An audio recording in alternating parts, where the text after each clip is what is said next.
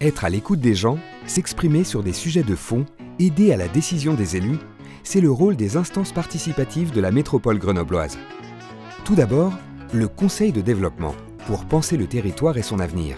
Il organise des débats et, saisi par le président de la métropole, rédige des avis sur des sujets de société avec les acteurs du territoire.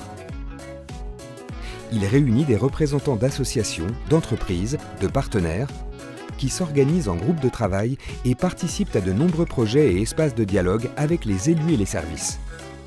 C'est par exemple le cas pour le projet urbain Grand Alpes, le plan Air-Énergie-Climat, la transition économique ou la refondation de la politique participative métropolitaine.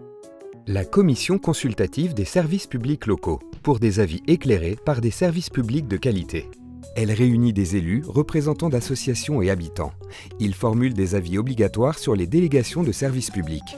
Est-ce que les équipements, les délégations en matière de traitement de déchets, les services de l'eau, le chauffage urbain par exemple, sont correctement gérés pour les usagers?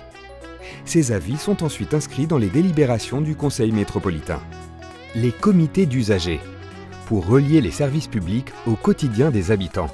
Ils visent à améliorer les services publics métropolitains selon les souhaits et besoins concrets des usagers.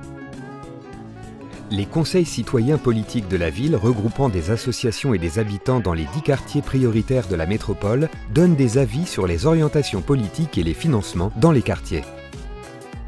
Vous avez un peu de temps disponible et envie de vous engager dans la vie locale pour questionner et enrichir les politiques de la métropole? Ces instances se renouvellent. Vous souhaitez vous impliquer dans l'une d'entre elles?